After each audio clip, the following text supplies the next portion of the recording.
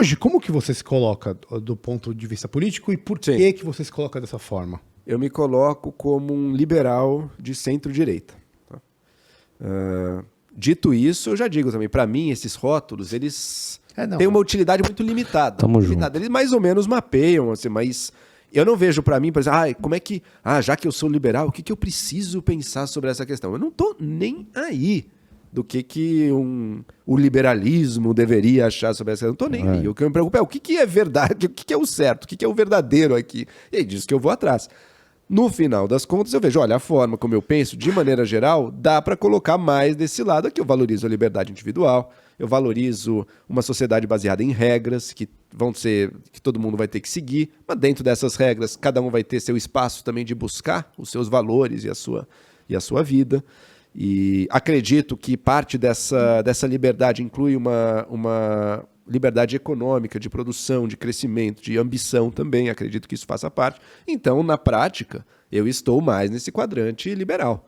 Agora, não é porque, então agora eu sou do timinho dos liberais, hein? O liberal é a favor disso? Então eu também vou ter que ser. Sinceramente, não tô nem aí. Assim, o Regis fez uma pergunta que eu ia fazer e eu achei bastante oportuna, mas eu não estou satisfeito ainda. Quero voltar. Você respondeu, né, do ponto de vista de classificação, assim, se a gente quisesse rotular o Joel em 2023. Até para da direita, que eu não falei, né? É isso ou não? Não. É que assim, veja, você, para mim, em 2013, quando eu me confrontei com questões que até então eu não faziam parte do meu repertório de preocupações ali, eu tinha a impressão de que eu gostaria de um Estado mais eficiente, eu não tinha conhecimento, as ideias de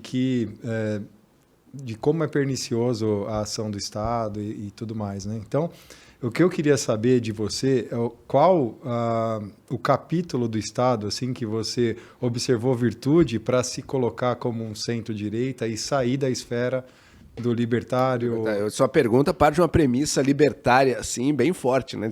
Como é perniciosa a ação do Estado. Será que é sempre perniciosa? Então, justamente, eu queria saber qual capítulo que você tem que...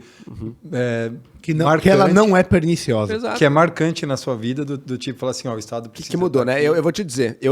Ou até onde o Estado não pode deixar de estar. Exato. Deixa eu te dizer, enfim, eu estava falando um pouco da minha formação em casa, as referências que meu pai trouxe e tudo. Meu pai sempre foi algum liberal, mas muito distante da coisa libertária também. Ele nunca foi muito disso. E eu meio que passei, digamos assim, não sei se é a palavra certa, mas quase por uma experiência de conversão. Tanto do ponto de vista religioso, teve também, podemos até discutir, mas também do ponto de vista político-econômico, no início da faculdade, para uma versão muito radical de um pensamento libertário mesmo, né? Ou de Estado mínimo, ou até de ausência de, se possível, ausência de Estado. Por quê? Porque o Estado é a coerção, o Estado vai forçar um a fazer o que ele não quer, vai dar pro outro. Exato. Cara, você teve isso na faculdade? Não. Durante a faculdade. Bom. Durante. Falei, faculdade é impossível. Falei, caralho, me fala aí que eu vou recomendar, velho. Foi lendo na internet pré-redes sociais, entendi, no comecinho ali. Entendi. Se você não tinha acesso a essas ideias, imagina eu que estava com... Pois é, mas eu comecei a ler escola austríaca, Mises, descobri Mises na internet. Eu tenho uma pergunta. Trazia para professores, mas nunca os professores não tinham ouvido falar de Mises. Alguns sim, mas na faculdade de economia que eu fiz. Isso é muito não triste. Conhecia o Mises, mas um ou outro conhecia. Hoje em dia, eu acho que não existe um aluno que não tenha ouvido falar de Mises. Olha como mudou. Sim, né? 10 mudou. anos. Um pouquinho mais de 10 anos, mas enfim, pouco tempo. Deixa pra lá. Entrega aí, velho. Deixa pra lá. Ver como um retardo para chegar, né? Essas ideias, essas lições são porque são 40 anos atrás. Exato, e são ideias muito distantes. Mises morreu muito em 73, né? Então faz tempo.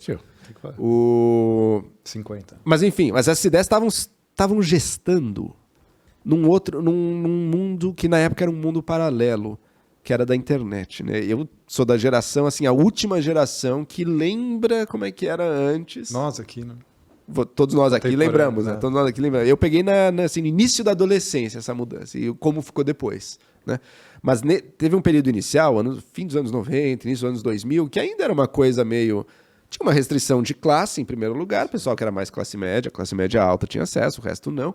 E outra, era uma coisa que você usava no seu computador, né? Então já era algo para um tipo de pessoa também que ficava lá sentadinho, lendo, usando o computador, surfando na internet. Já era um mundo mais à parte, né? Hoje em dia o que a gente vive é que aquilo que era o mundo à parte, o mundo virtual, assim, ele se fundiu com o mundo real. Hoje em dia, cada um de nós está conectado 100% do tempo, consumindo e produzindo aquilo. Mas isso enfim, virou um nicho? tudo Isso virou um nicho? Quando você fala que fundiu, você acha que isso fragmentou ou isso entrou dentro de um market share maior? Assim, Não, acho que aumentou brutalmente. Aumentou brutalmente, sim. Com certeza, aumentou brutalmente. Mas tudo isso para dizer, então ali eu descobri ideias radicalmente fora do senso comum. E que tinham sua argumentação, e que faziam sentido, e que, poxa, é muito melhor, isso é verdade, eu nunca tinha pensado por isso. E ao descobrir isso, você começa a causar na sala de aula também, você começa a discutir com seus amigos e tudo. Então eu fui, assim, um libertário bastante radical, no sentido de pensar como essa pergunta que você me fez, assim, pô, o Estado no fundo, é o grande vilão da história, né? Mas eu acho que conforme o tempo foi passando, eu fui discutindo, vivendo, observando, lendo, eu acho que eu matizei mais um pouco isso. Primeiro, é claro, eu acho que dado o Brasil, um lugar onde a primeira saída de todo mundo é criar uma lei nova, criar um programa público, punir alguém no direito penal, eu acho que certas ideias do libertarianismo vêm como um corretivo muito necessário, às vezes, para, peraí, não precisa ser tudo assim, a gente tem pouco mercado aqui, na verdade. Vocês acham que a gente vive num inferno neoliberal? O Brasil é dos países mais, enfim, com mais obstáculos, com mais ação desastrada do Estado, não tenho a menor dúvida. Mas eu não acredito que seja verdade que o Estado é essa coisa só perniciosa, não. Por quê?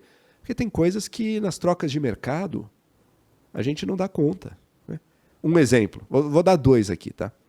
Primeiro exemplo, o mercado não garante, pelo seu próprio funcionamento, que todo indivíduo vai ter um mínimo de dignidade. Não garante.